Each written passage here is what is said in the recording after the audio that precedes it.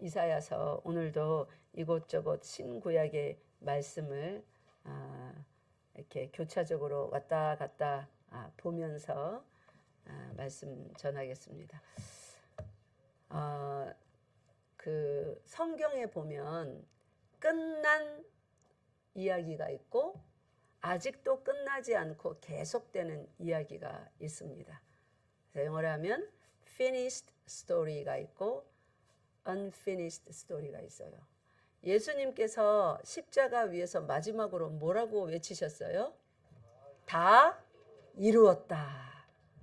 그러면 그것으로 하나님이 성경에 기록하신 약속하신 이야기가 다 끝났다면 예수님이 십자가에서 다 이루었다 한 그 이후로 또 누군가가 다 이루었다는 말을 하면 될까요? 안 될까요? 안 되죠. 그죠? 그것으로 다 끝이라면. 그런데 저 계시록에 가면 또 다 이루었다는 말이 또 한 번 나옵니다. 우리 한번 찾아봅시다. 계시록 21장.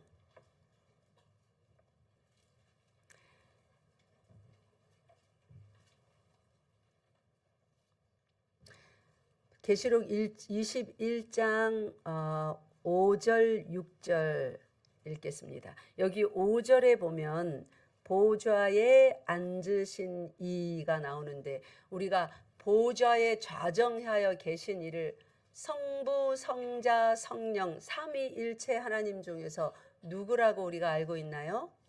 성부 하나님, 그죠? 삼위일체 하나님이시라 다 보좌에 앉으신 하나님입니다. 그러나 특별히 성경에서 그냥 하나님 이렇게 표현하지 않고 보좌에 앉으신 이 이렇게 말하면 우리가 주로 성부 하나님, 주권자, 모든 것을 계획하신, 그리고 성자 예수님은 하나님의 계획대로 모든 것을 실행하시는 그 하나님의 아들, 그 예수 그리스도로 우리가 알고 있습니다.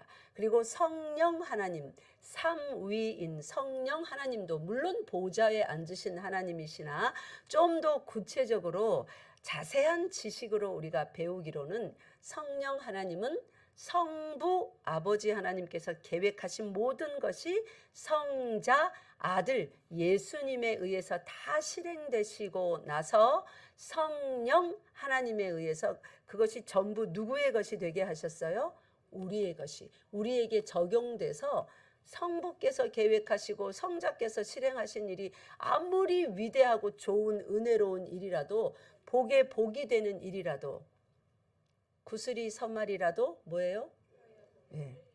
그림 안에 있는 떡이면 아무 소용없는 거예요. 그 내가 먹을 수 있어야죠. 내 것이 돼야 그게 복인 것이지, 실컷 뭔가를 다 좋은 일을 해놨는데 그게 내 것이 안 되면 아무 소용이 없는 것입니다. 근데 하나님께서 행하신 이 모든 것이 나의 복이 되게 하시는 이가 누구예요?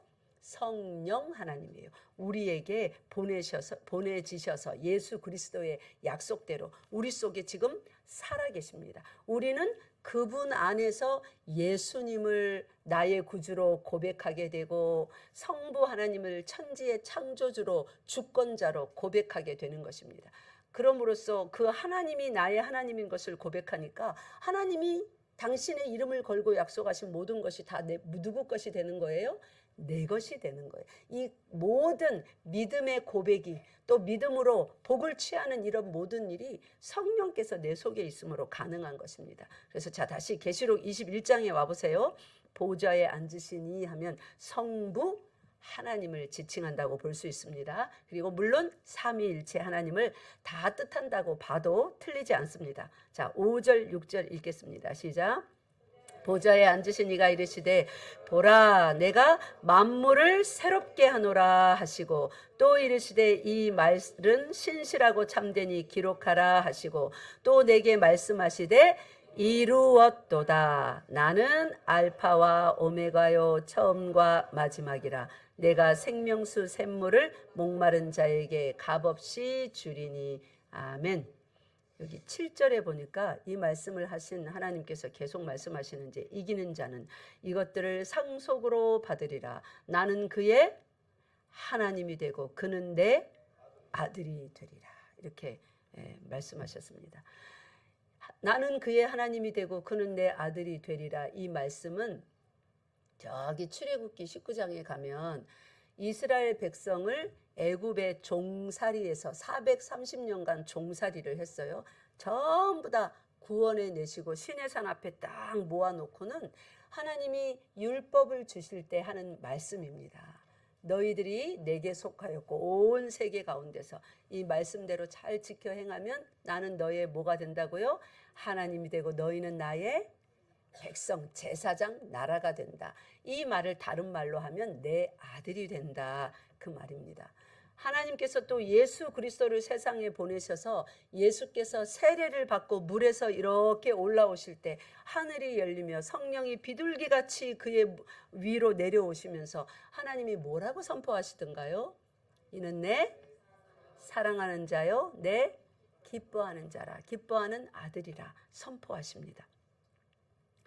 하나님께서는 세상을 창조하신 이후로 그냥 버려두시고 세상이 잘 돌아가도록 시스템화하여서 그 시스템에 의해서 돌아가도록 내버려 두시고 착하게 산 사람은 구원해 주시고 나쁘게 산 사람은 다 멸망시키시고 그런 하나님이 아니세요.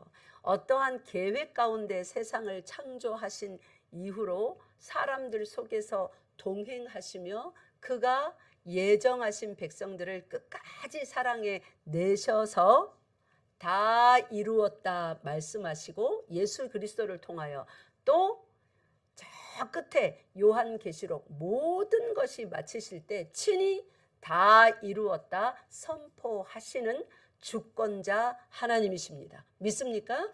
그분이 알파와 오메가, 즉 처음과 나중, 시작과 마침 되시는 하나님입니다.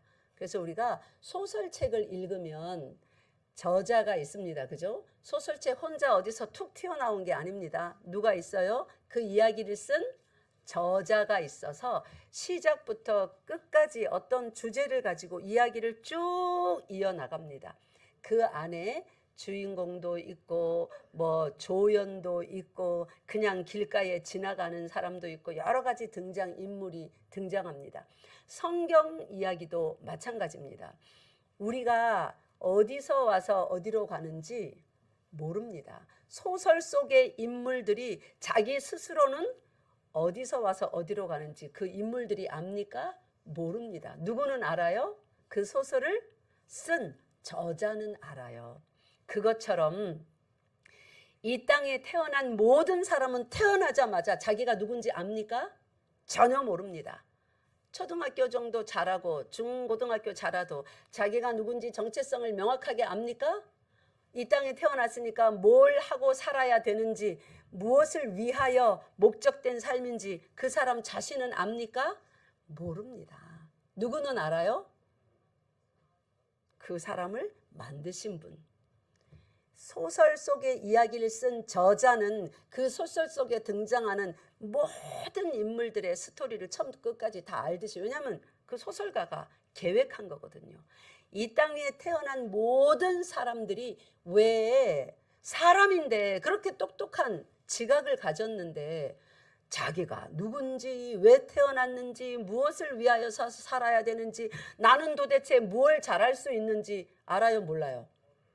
진짜 이상한 이야기 아닙니까? 여러분, 학생 여러분, 유스그룹 우리 청년 여러분, 여러분이 뭘 잘하는지, 뭘 하고 살아야 되는지, 왜 태어났는지 모르는 게 이상한 일 아니에요? 진짜 이상한 일이에요. 똑똑하지 않습니까? 그죠? 지각을 가진 우리가, 지식, 지혜를 가진 우리가 왜 그걸 모른단 말이에요? 진짜 이상한 일이죠. 그런데 모르는 게 당연한 거예요. 왜 당연한 거냐면 이 삶은 우리가 시작한 게 아니에요. 소설책 속의 인물들의 삶이 그 소설 속의 주인공들이 시작한 일이 아니라서 자기 인생인데 자기가 모르듯이 그 소설을 쓴 저자가 알아요. 그렇듯이 이 땅 위의 모든 사람들은 자기가 시작한 인생이 아니에요. 이 땅에 태초에 하고 성경이 시작됩니다. 창세기 1장 1절에, 그죠? 그리고 제일 끝에 요한계시록 22장 말씀까지 모든 세상이 끝날까지 이야기가 성경책에 다 있습니다. 우리는 이 하나님이 시작하신 이 천지간에 일어나는 모든 일들의 등장인물들이에요. 이 모든 스토리를 구성하시고 계획하시고 구성하셔서 실제로 써 내려가는 분은 누구십니까? 하나님이세요. 그렇기 때문에 우리 각자는 우리 인생이 내가 누군지, 왜 태어났는지, 뭘 잘할 건지, 뭐 하면서 살아야 성공적인 평안한 인생을 살 수 있는지, 왜 내 인생이 자꾸만 이렇게 꼬이는지 그걸 모르는 게 당연한 겁니다. 그러면 알려면 어디로 쫓아가야 될까요? 알고 싶으면 어디로 갈까요? 하나님께로 나와야만 그제서야 평강이 있는 것입니다. 마태복음 11장 펴보세요. 마태복음 11장 28절입니다.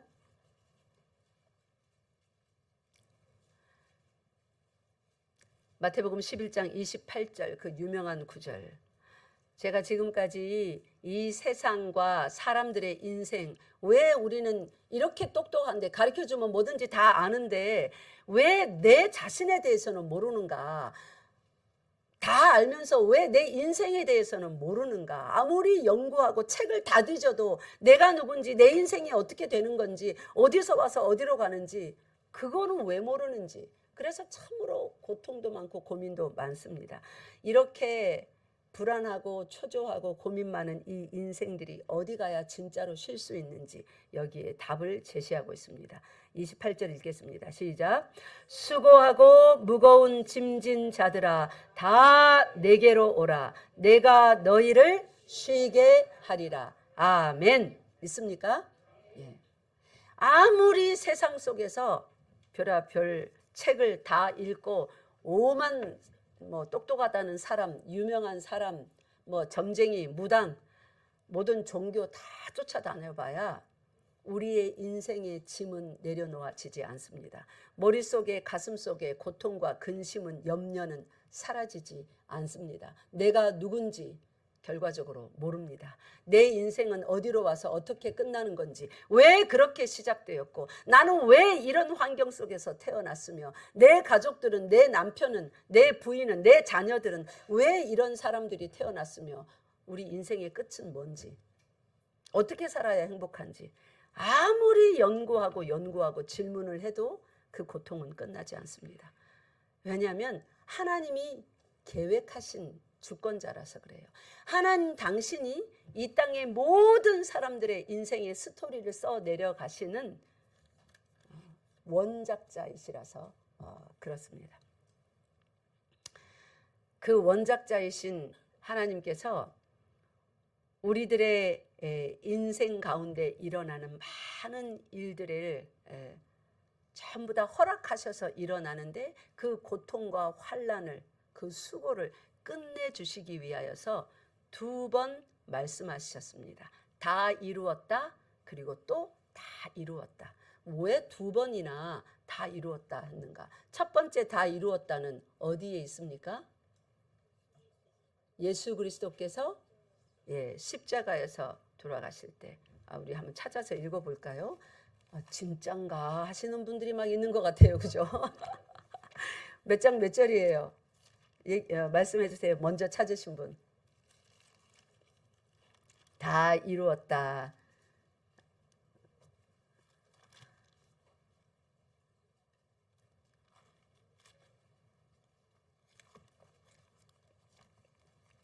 먼저 찾으신 분이 얘기를 빨리 해주세요.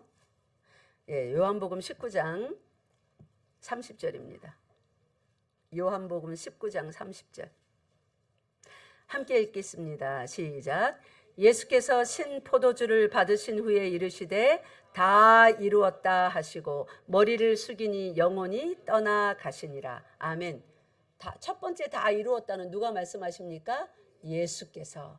신 포도주를 받으시고 이제 이거 죽는 자들에게 주는 신 포도주의 십자가형이 너무 고통스러우니 이런 이렇게 마취 성분이 있는 듯한 그런 거를 주기도 했답니다. 그러나 예수께서는 처음에 그런 걸 받지 않으시고 고통을 다 받으신 다음에 제일 마지막 숨을 거두시기 직전에 이제 신 포도주를 받으십니다. 그만큼 고통이 극에 달했음을 보이시는 거겠죠. 그리고 다 이루었다 하시고 머리를 숙입니다. 첫 번째는 예수께서 다 이루었다 하셨는데 두 번째 다 이루었다는 누가 말씀하십니까? 보좌에 앉아 계시느니 이 모든 일을 계획하신 원작자께서, 즉 창조주 하나님, 천지를 지으시니라. 하늘을 지으시고 땅을 지으시고 그 사이 공간에 우리가 보고 듣고 경험하는 이 모든 것을 다 지으시고 그 스토리를 이어가시는 섭리하시는 하나님께서 제일 마지막 요한계시록 이 땅 끝에 일어나는 이 역사 세계사, 성경으로 말하는 구속사, 그 끝에 일어나는 그 제일 마지막에 하나님께서 다 이루셨다 합니다. 그러면 하나님은 누구시기에 누가 우리 인생에 대해서 이 세계에 대해서 다 이루었다 뭐 안 이루었다 말할 권한이 누구에게 있는 것입니까? 하나님이 당신이 누군데 다 이루었다 뭐 안 이루었다 그런 말을 하는 거예요. 도대체 우리 집안 일인데, 내 인생 일인데, 우리 나라 일인데, 이 온 세상 일인데, 온 세상은 사람 거 아닙니까? 우리나라는 우리나라 국민 거 아닙니까? 근데 왜 하나님이 당신 마음대로 다 이루었다 뭐 끝을 낸다 만다 하시는 겁니까? 그러니까 우리가 알아야 돼요. 하나님이 무슨 권리로 다 이루었다 하시는지. 오늘 본문으로 가봅시다. 이사야서 14장 26절이 오늘 본문이었습니다. 여기 시작하는 본문에 보면 이것이 온 세계를 향하여 정한 경영이며, 우리는 보통 여호와 하나님을 이스라엘의 민족신 그렇게 생각하는 사람들이 아직도 많습니다. 이스라엘의 하나님, 우리는 당군, 그런 거 아닙니다. 하나님께서 이스라엘이라는 민족을 첫 번으로 선택하셨지만 하나님의 계획은 아예 태초부터 하나님의 계획은 열방을 향하여 있었습니다. 온 세상이 그 구원을 받는, 그 속에 들어있는 하나님이 계획하신 모든 사람이 구원을 받게 하는 일을 시작을 하셨는데, 이스라엘을 통하여 그 복음이 온 세상으로 전하여지도록 그렇게 선택하신 것입니다. 그래서 실제로 이스라엘의 지정학적인 위치도 어디에 위치하고 있어요? 아시아와 유럽과 아프리카, 이런 대륙들이 다 연하여 있는 그 중심에 떡하니 자리 잡고 있습니다. 아시아 저 끝이 아니라, 저 그린란드가 아니라, 아프리카 대륙 저 끝이 아니라 대륙이 막 둘러싸여 있는 그 중심에 위치한, 거기에 이스라엘의 자리를, 원래 이스라엘은 거기에 있지 않았는데 하나님이 끌어다가 거기에 두십니다. 복음이 쫙 퍼지게 하기 위해서 온 세상으로. 26절에 보니까 이것이 온 세계를 향하여 정한 경영이며, 그러니까 하나님께서 CEO시래요. 경영자시랍니다. 어디를 경영을 하신다고요? 온 세상을. 여기에 이사야 선지자를 통하여서 지금 무슨 말씀하시다가 이런 말씀을 하냐면, 이스라엘이 범죄하니 회개하고 돌아오라, 그렇지 않으면 너에게 심판이 임한다 명하시면서 이제 그 끝에 이스라엘 주변에 있었던 여러 나라들, 대표적으로 바벨론, 블레셋, 아수르, 그런 나라들에 대해서 말씀하시면서 이 나라는 이렇게 멸망할 것이고 저 나라는 저렇게 멸망할 것이고, 그럼 멸망 소식을 들으면 어떻게 하라고요? 하나님 앞에 두려워 떨며 회개하라는 말이죠. 하나님께서 회개를 원하시지 않았다면, 그들에게 긍휼을 베풀 요량이 아니었다면 내가 너희 나라를 이렇게 멸망할 거다 하고 말할 필요가 있을까요? 없습니다. 당신이 지으셨으니까 당신 보기에 악하면 그냥 다 멸망시키시면 되는 거예요. 소돔과 고모라에 불을 내리신 하나님, 소돔과 고모라에 왜 천사들을 보내서 다 시찰하게 하십니까? 하나님의 액션인 거예요. 너희들이 회개하기를 원한다. 왜 아브라함 통해서 그렇게 기도하게 하시고 의인이 있나 없나 찾아보게 하시는 거예요. 그들이 회개하고 구원받기를 원하셨던 것입니다. 그렇게 하나님이 은혜를 이스라엘에게 뿐만 아니라 열방 가운데 전부 다 은혜를 주시고 기회를 주시는 거예요. 그리고 하나님께서 이것이 온 세계를 향하여 정한 나의 경영이다. 즉 거룩하신 하나님의 말씀대로 그렇게 거룩하게 의롭게 선하게 도덕적으로 그렇게 살지 않으면 어떠한 심판이 그들에게 임하는가 쫙 말씀하시면서 이것이 열방을 향하여 편손이라. 그러니까 이 세상에 존재하는 모든 나라들 위에 누구의 손이 이렇게 펼쳐져 있습니까?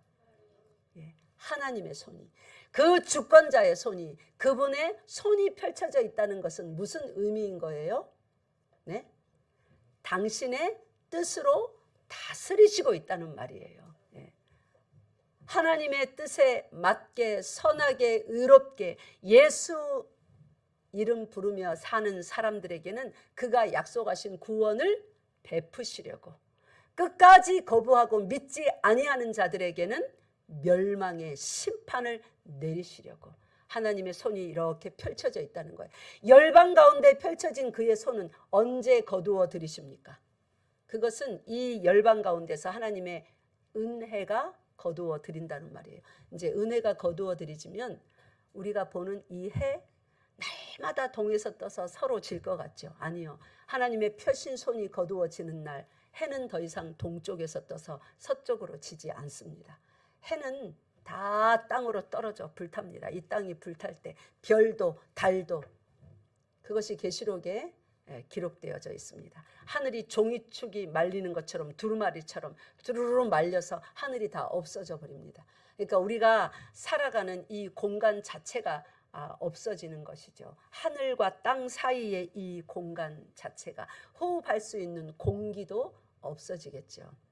그래서 천국과 지옥으로 갈려서 하나님을 믿고 살았던 사람은 그분의 나라에서 영원히 존재하는 겁니다. 해, 달, 별이 있어서 하루, 이틀, 사흘, 나흘 해가 뜨고 지고 날수를 세는 그 나라가 아니라 그냥 한 날이에요. 그러나 영원이에요. 그 속에서 하나님 앞에서 영원한 생명을 지닌 자들로, 마치 그 나라의 삶이 얼마나 즐거운지를 우리에게 좀 상상하게 해주시려고 잔칫날에 비유해 주셨습니다. 실제 그 나라에 가서 산의 진미 상위에 차려놓고 계속 먹는 그 잔치가 아니에요. 산의 진미도 여러분 뷔페 한번 가봤잖아요. 그죠? 온갖 산의 진미를 맛볼 수 있는 뷔페 식당에 가서 얼마 동안 행복하던가요? 15분 지나면 덜 행복할걸요? 에이, 별거 없네. 다들 그러시지 않았습니까? 그죠? 더 파티를 가든 뭐 파라다이스 뷔페를 가든 애슐리를 가든 첫 번째 접시 가지고 와서 그 접시 반 이상도 먹기 전에 뭐예요? 별거 없네.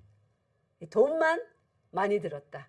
에이, 그냥 가서 갈비탕 한 그릇 먹을 걸. 다들 그럽니다. 별거 없습니다. 그런 식으로 천국을 생각하면 안 돼요. 음식 쫙 차려놓고 마음대로 먹는, 그냥 잔칫날 하면 그래도 우리가 인생을 살아가면서 제일 즐거운 기억이 있는 날 아닙니까? 그죠? 그러니까 잔칫날에 비유해서 말하는 거지, 천국이 뭐 옷 차려입고 잔치상에 앉아갖고 맨날 먹고 마시고 그 배불러서 배 터져서 어떻게 삽니까? 그런 나라가 아니에요. 즐거운 나라라는 거예요. 잔칫날만큼. 그러나 비교할 수 없는 완전한 즐거움이 그 속에 있습니다. 하나님께서 이 땅 위에 경영자가 되어서 그의 말씀대로 사는 백성을 이제 다 이루었다. 계시록에 다 이루었다는, 모든 하나님의 계획하신 것을 다 끝냈다 이 말이에요. 그래서 그 나라로 데리고 가십니다. 여기 우리가 읽었던 요한복음에서 예수님이 말씀하신 다 이루었다는 무슨 말이냐면, 하나님 나라로 들어갈 수 있는 도로공사를 하는 거예요. 도로공사. 여기서 저기 서울로 갈 수 있는 도로가 없다면, 이제 지금 고속도로가 하나도 없고 옛날에 경부선 하나만 있을 때 그때를 생각해 봅시다. 비행기가 아니라 자동차로 또는 버스로 서울을 가야 되는데 여기서 저까지 이어진 고속도로가 하나도 없어요. 그러면 어떻게 갑니까? 예? 막 국도로 타고 몇 날 며칠을 가야 되겠죠. 그죠? 근데 고속도로가 딱 놓이니까 완공하니까 어떻게 가요? 몇 시간이면 가지 않습니까? 그죠? 한 5시간 정도면, 6시간 정도면. 그것처럼 하나님의 나라에 이를 수 있도록 율법을 주셨는데 아무도 그 율법이라는 길을 통해서는 하나님의 나라에 못 이르는 거예요. 율법이 악해서가 아니라, 율법이 좀 미진해서가 아니라 사람의 이 죄악된 몸을 입고서 율법을 전부 다 지켜내야 가는 하나님 나라에 도착할 수 있는 사람이 있어요? 없어요? 그래서 성경이 의인은 없나니 한 사람도 없다고 한 거예요. 그래서 하나님께서 그럴 것을 다 아시기 때문에 창세기에 천지 창조의 동산, 그 에덴 동산에서 미리 약속하여 주신 것이 있습니다. 원시 복음이라고 그러죠. 구원의 길, 예수 그리스도라고 하는 그 메시아라는, 내가 곧 길이요. 어디에 이르는 길이라고 합니까? 아버지께로, 하나님께로. 나로 말미암지 않고는 아버지께로 올 자가 없느니라. 그 아버지 하나님, 성부 하나님, 이 모든 일, 이 세상에서 일어나는 모든 일을 태초부터 태말까지 다 계획하시고 실행하시고 완성하시는 그분, 그분의 뜻대로 그분의 나라에 갈 수 있는 고속도로를 하나 쫙 놓으셨는데 그 고속도로를 다 놓으신 거예요. 무엇을 통하여서요? 십자가의 일을 통하여서. 그래서 십자가 위에서 다 이루었다 하신 것입니다. 그러니까 하나님 나라에 가려면 어느 선을 타야지 하나님 나라 가는 거예요? 대구 고속도로요? 경부선요? 어느 고속도로를 타야 되는 거예요? 예수 그리스도라는 오직 그 한 길밖에 없다는 거예요.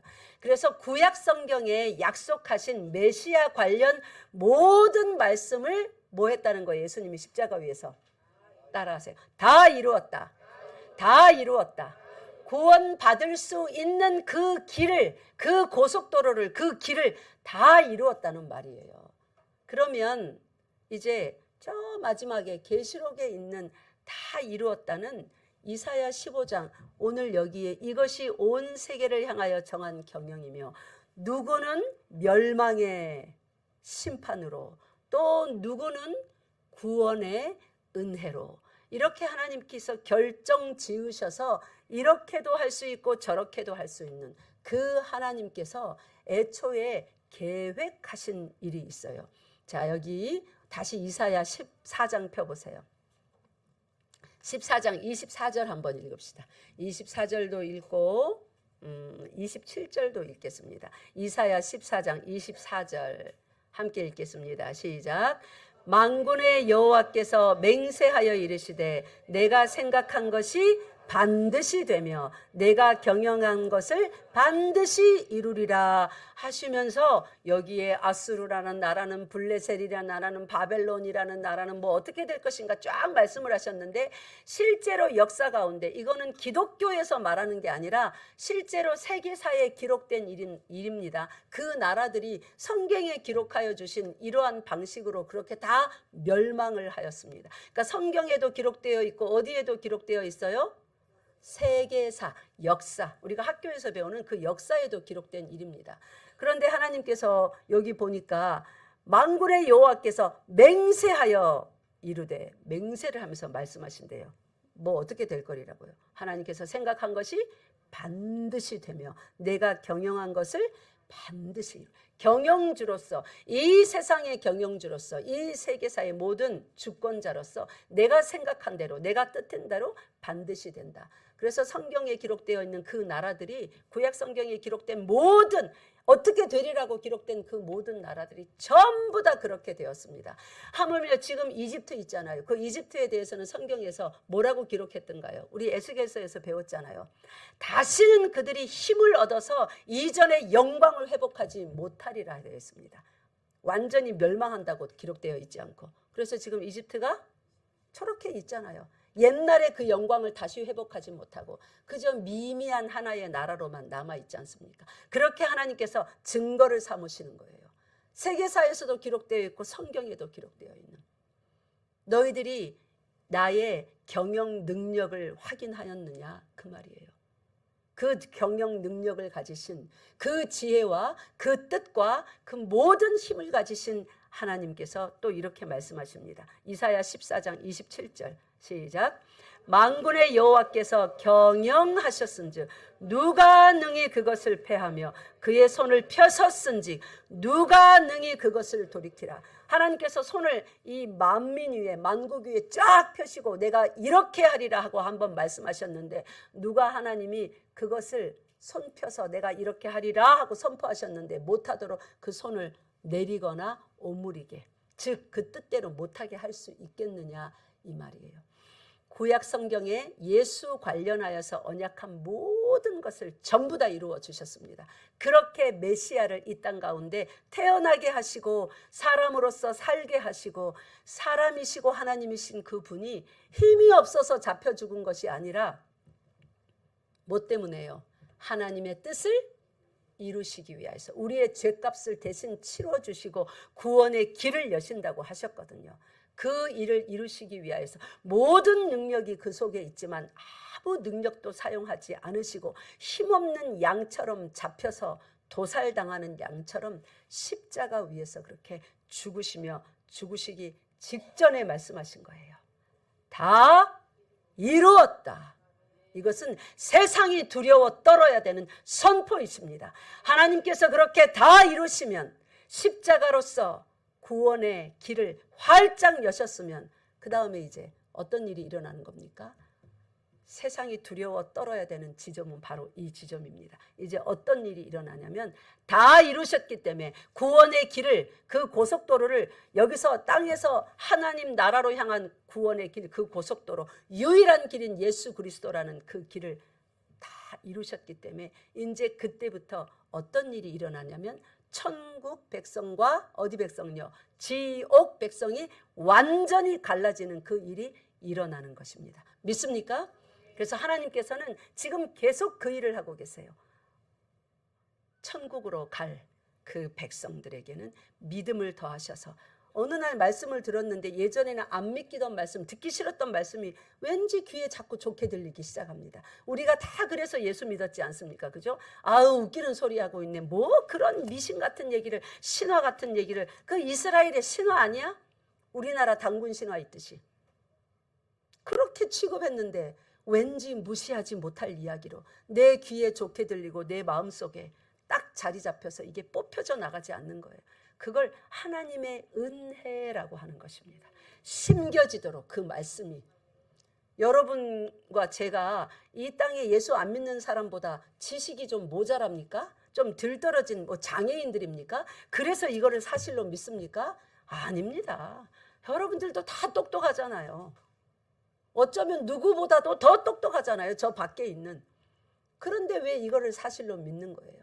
하나님의 역사인 것입니다. 그거를 은혜를 받았다 이렇게 표현하는 거예요. 성경에서는 은총을 입은 너 다니엘아, 지난 수요일 말씀처럼 하나님의 말씀이 우리 속에 담기기 시작한 거예요. 담을 수 없는 의심 많은 미련하고 어리석은 그릇인데 그 말씀이 여기에 담기기 시작한 거예요. 아무리 내가 의심해도 뽑혀져 나가지 않는 거예요. 뽑아서 버리려고 하여도 안 뽑혀져 나가는 거예요. 그 일을 누가 하신다고요? 살아계신 하나님께서 하신다고요.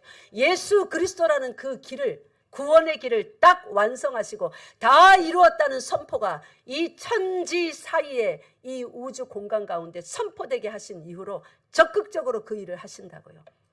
그래서 계시록 21장에서 보좌에 앉으신 이가 이르시되 이루었도다. 그 말씀을 이미 선포하셨는데 선포하신 그 말씀 그대로 또 되게 하시려고요. 이 땅에서 지금 그 일을 하고 계시는 거예요. 그래서 예수 믿게도 하시고 그 마음이 들으면 들을수록 그 애굽의 바로왕처럼 완악하게 되어 하나님으로부터 멀리 떨어져 나가게도 하시고 그래서 그들은 그의 행위대로 심판을 받았느니라는 하나님의 말씀대로 심판받을 자들로서 왼편에 서게도 하시고 정말 의심하였고 믿지 않았는데 부인할 수 없는 믿음을 그 순전하고 깨끗한 마음을 주셔서 즉 우리의 마음을 새롭게 하셔서 믿게 하셔서 하나님의 백성이 되게 하시고 그 모든 약속하신 구원을 다 받게 하기도 하시는 것입니다. 이렇게 하나님은 이 온 세상의 나라와 민족들의 경영자가 되시는 것입니다. 믿습니까? 다 이루었도다 이미 선포하셨고 나머지 이제 이 사람들이 예수 믿어 하나님 나라에 온전히 들어오게 하는 그 일도 다 이루실 그 경영자요 주권자 되심을 믿으십니까? 이것을 믿는 사람을 복되다, 복 있는 사람이다 그러는 것입니다. 자, 그럼 마지막으로 천국과 지옥에 대해서 이제 하나님께서 천국 백성, 지옥 백성을 갈라가고 계시는데 천국을 먼저 봅시다. 계시록 21장. 하나님에 대해서 왠지 완전히 왕무시하지 못하고 자꾸만 그 말씀이 귀에 거슬리고 내가 하나님 안 믿고 그러면 지옥에 가면 어떡하지? 라는 불안감도 마음에 일어나고 이러는 것이 은혜인 줄 아시기 바랍니다. 이 불안감이 조금도 없는 사람은 예수 믿지 못합니다. 예수를 믿어야 되겠다는 마음이 일어나서 믿기도 하지만 지옥 가기 싫어서 지옥 가기 무서워서 믿게 되는 것도 예수입니다. 믿습니까? 그래서 처음에 예수 믿게 되는 계기가 천국 가고 싶어서 예수님이 좋아서 믿어지는 적극적인 형태의 믿음의 시작도 있지만 소극적인 형태의 믿음의 시작도 있습니다. 진짜야? 이런 지옥이 있어? 나 거기는 안 가고 싶어. 진짜 지옥 있으면 어떡하지? 내가 죽은 다음에? 그래서 근심해서 두려워서 염려가 되어서 시작되는 믿음도 있다는 것입니다. 그 어느 방편이든지 좋습니다. 예수 믿을 기회가 있을 때 절대로 놓치면 안 됩니다. 자, 천국부터 봅시다. 계시록 21장 1절부터 성경책 보면서 이렇게 따라오시겠습니다. 제가 건너뛰면서 읽을게요. 화면에는 1절부터 6절까지 그냥 쭉 띄워주세요. 1절부터 함께 읽읍시다. 시작. 또 내가 새 하늘과 새 땅을 보니 처음 하늘과 처음 땅이 없어졌고 바다도 다시 있지 않더라. 예, 거기까지만요. 새 하늘 새 땅이라는 말을 보니까 뭐와 뭐가 생각납니까? 창세기 1장 1절에 처음 창조하셨던 그 첫 하늘과 첫 땅, 이 하늘과 땅 처음 창조하셨던 이것은 계시록에 의하면 다 어떻게 될 거예요? 전부 다 불타 없어집니다. 하늘은요 두루마리처럼 후릭 말려서 없어집니다. 하늘에 있던 별, 또 달, 해는 어떻게 돼요? 계시록에 의하면 전부 다 때가 되면 땅으로 다 쏟아져 내립니다. 조그마한 혜성 하나만 떨어져도 우리 영화 많이 보지요. 지구와 충돌하면 뭐 어찌 될까봐 난리법석인데 하늘에 있는 모든 별들이 다 무너져 내린다고 합니다. 해도 달도. 그 다음에 3절로 내려와 봅시다. 3절 시작. 내가 들으니 보좌에서 큰 음성이 나서 이르되 보라 하나님의 장막이 사람들과 함께 있음에 하나님이 그들과 함께 계시리니 그들은 하나님의 백성이 되고 하나님은 친히 그들과 함께 계셔서. 원래 언제 함께 계셨습니까? 창조하셨을 때 에덴 동산에 함께 계셨습니다. 근데 죄인이 되어서 하나님과 함께 있지 못하고 에덴 동산에서 어떻게 됐어요? 쫓겨났죠. 쫓겨난 스토리로 창세기가 시작됩니다. 성경의 모든 이야기의 끝에 계시록, 첫 책이 창세기고 마지막 책이 계시록이잖아요. 그죠? 창세기에서 쫓겨났는데 계시록에서 어떤 이야기로 마무리가 됩니까? 다시 함께 거하는 해피엔딩이죠. 얼마나 아름다운 이야기입니까? 마치 소설가가 하나의 스토리로 어떤 주제를 가지고 이야기를 시작해서 끝을 맺듯이 이 온 우주의 스토리는 계획하신 분이 있어서 쓰기 시작하셔서 지금도 그 이야기는 계속되고 있습니다. 다 이루셨고 이제 그 백성을 천국과 또 그의 백성이 아닌 사람들을 지옥으로 나누는 그 두 번째 후편을 계속 써가고 계십니다. 정해진 때가 있다고 합니다. 우리는 몇 날 며칠인지 몰라요.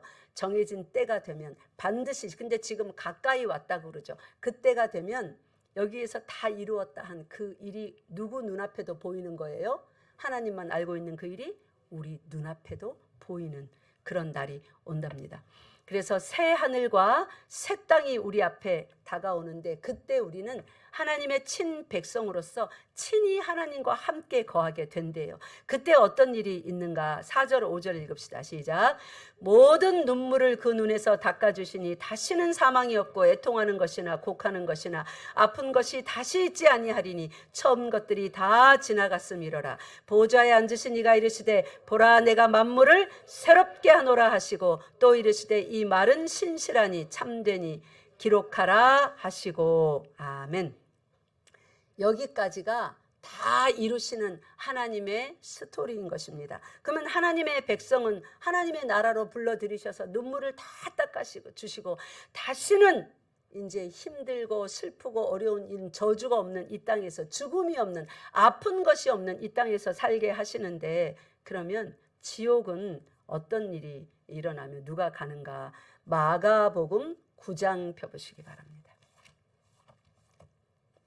하나님의 백성이 천국으로 인도함을 받을 때 그 나머지 예수 그리스도를 믿지 아니하고 자기 힘과 자기 지식, 자기 경험을 의지하여서 자기 힘으로 살았던 사람들 어떻게 되는가? 마가복음 9장 43절 43절부터 48절까지인데 제가 시간상 요약하여 드리겠습니다. 43절에 보니까 네 손이 범죄하거든 찍어내버리라. 그러니까 손을 진짜 잘라버리라는 말이 아니라 차라리 이 범죄하는 손을 잘라버릴지언정 천국에 못 가고 지옥 가는 이 일을 안 당하는 게 좋다 이거예요. 얼마나 지옥이 무서우냐면 43절 보세요. 중간부터 읽겠습니다. 영생의 시작. 영생에 들어가는 것이 두 손을 가지고 지옥 곧 꺼지지 않는 불에 들어가는 것보다 나으니라. 꺼지지 않는 불고동 속으로 던져진답니다. 거기서 죽으면 얼마나 좋아요. 고통을 더 이상 느끼지 않으니까. 지옥은 죽음이 있는 곳입니까? 없어요. 불 속에서 타는 고통을 영원토록 타는 고통 가운데 사는 곳이 지옥입니다. 그래서 그 지옥을 안 가야 되는데 안 가기를 어느 정도로 애써야 되냐면 43절 보세요. 여기 보니까 네 손이 너를 범죄하거든 찍어버리라. 그러니까 손을 범죄하게 하는 손을 찍어버리고라도 안 가야 되는 나라가 어디라고요? 지옥이라고요. 영생에 들어가는 것이 두 손을 가지고 지옥 곧 꺼지지 않는 불에 들어가는 것보다 나으니라. 또 45절에 가니까 어떻게 해요? 네 발이 너를 범죄하거든. 자꾸만 발이 범죄하게 하는 장소로 가거들랑 김유신 장군이 자기 말에 목을 친 것처럼 발을 찍어버리래. 잘라버리래. 두 발 가지고 어디 가는 것보다, 지옥 가는 것보다 발이가 없는 채로 천국 가는 게 훨씬 낫다고요. 그만큼 지옥은 가지 말아야 될 곳으로 소개를 하고 있습니다.